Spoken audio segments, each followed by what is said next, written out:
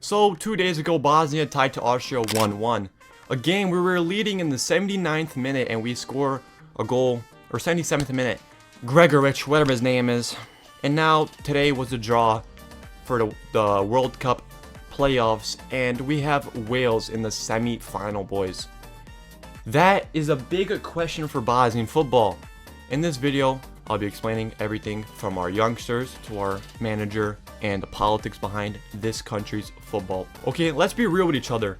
Bosnian football in the last 10 years has not been the best since the 2014 World Cup.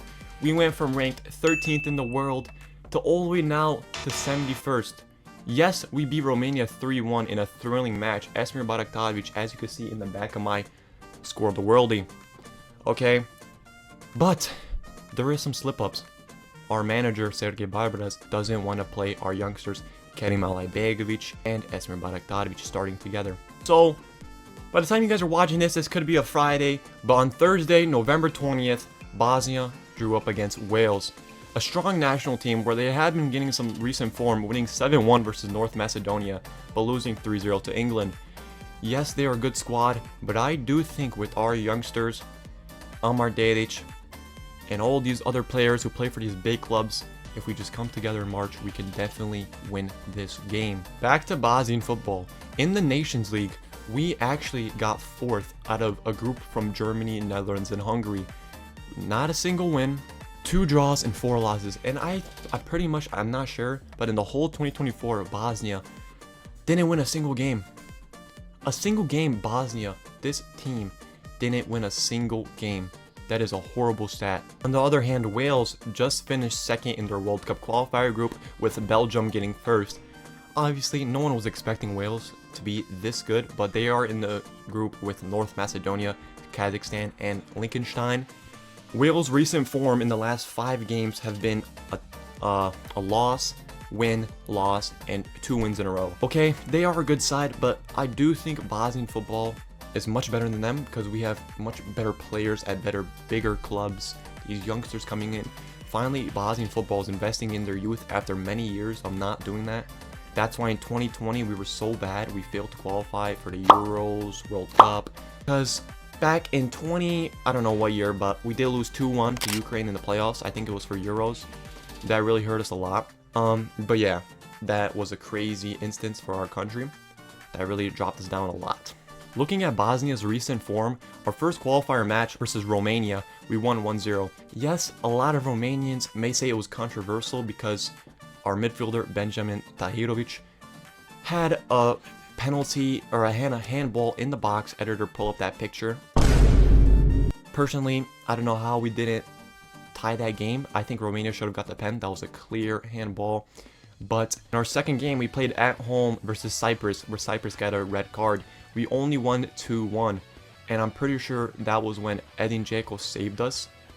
And then on match day 3, we beat San Marino, only 1-0. That is the game where Edin Dzeko saved us. He had to get subbed in like the 70th minute to score a game winner. A 40-year-old striker, Bosnia, subbing in to get the game winner for us. Are we serious?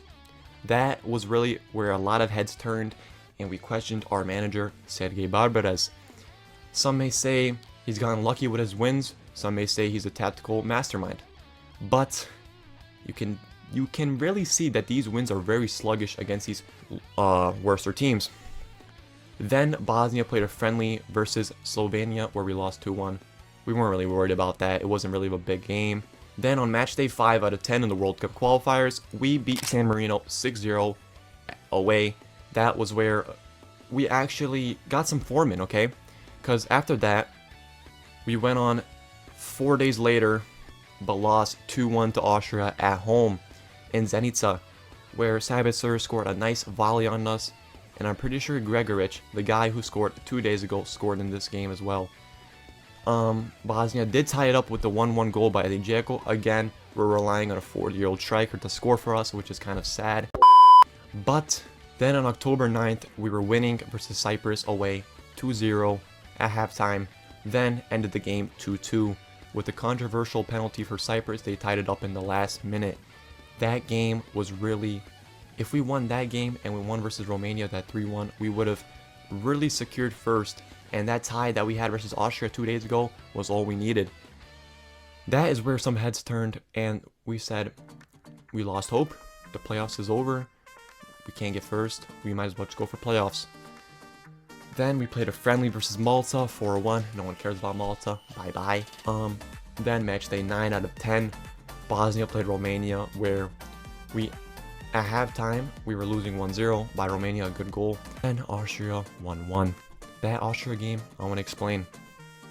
We scored in the 12th minute by a corner kick from Tahirovic in the box to Mamic, bouncing it around, to Bakovic diving header. Yes, it was a good goal. Our fans, there was 27,000 Bosnian fans in the stands, but still we failed to lack the quality off the pitch and on the pitch, because we did score, but then for the rest of the game we defended for our lives. Before halftime, Leimer, Austria's one of the best players, elbowed Mamic in the back and they scored a goal, but VAR saved us a little bit and they ruled it as a foul. And we went into halftime winning 1-0. Heads up, we were already thinking we were going to the World Cup. Second half comes around, we had no plan. For all my Bosnians that watched that game, we did not have a single plan. We simply just kicked it up, wouldn't went in the air. Edin Dzeko, our 4-year-old striker, didn't do anything. He simply didn't do anything. He walked around the pitch complaining instead of pressing. Okay, I know you're 40, Dzeko. Can you please do something? Okay. But yeah, that game was very controversial because we had it, and now we have to go through a tough barrage playoffs against Wales and maybe Italy in the finals. I hope I can go to that game, but it will be tough because Wales is not an easy team. Wales is not an easy team. They are ranked 34th in the world. Editor, do your magic, find that. We are ranked 71st. Big 40 plus, 30 plus rankings above us. So yes, that game in March will be hard. March 26th, it says. So yeah, personally, that second half, we did not defend for anything. Their goal was a cross in by Savitzer.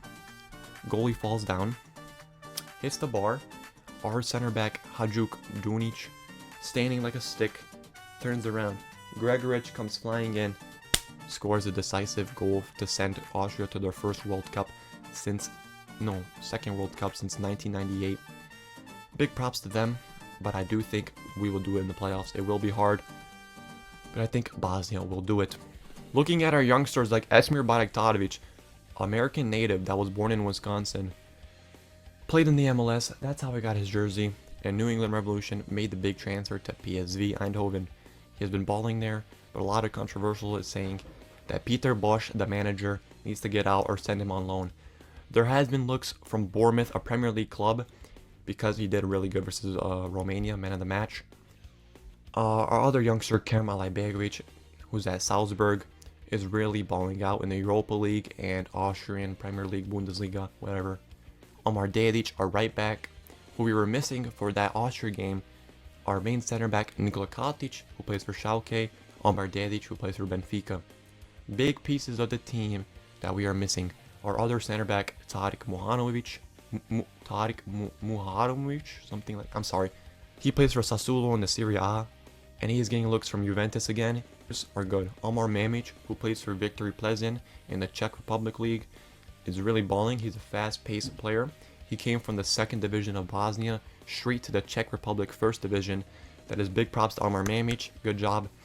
Haris Tabakovic, who scored the 1-1 goal versus Austria. He plays for Borussia Mönchengladbach in the Bundesliga, where he has been having some form, right? Yes. But when he plays for Bosnia, I feel like these players just lose their capability to play. Because Tabakovic, you know, you can see from the way he runs that he could have decided the game against Austria. He had a second chance and he fumbled around his feet. He could have scored that and we could have won 2-1 and went to the World Cup. Who else? Benjamin Tahirovic, one of our best prospects at the time. He went from Roma to Ajax to now some team in Denmark. I don't even know. Wow. Benjamin Tahirovic, buddy, you kind of dropped off. Our left back, Emir Kadic, who plays at Sturm Graz, is good. Adrian Malic, I feel like he should do better. He did cost us the goal versus Romania. But if we want to make it to the World Cup. I think in March, our manager really has to listen to the fans and put in Kerem Alajbegovic, Esmir Baraktarovic on one side and the other. Because with their flair and skill and speed, we can definitely take us to the 2026 World Cup. If you guys enjoyed this video, make sure you like, comment, subscribe. I've been blowing up on TikTok recently with 150k, 350k views. Follow my Twitch. It will be right here, _. Thank you guys so much for watching, and more Bosnian football content soon if you guys like it. Spam in the comments, IDEMO BOSNO, and I'll see y'all boys in the next video.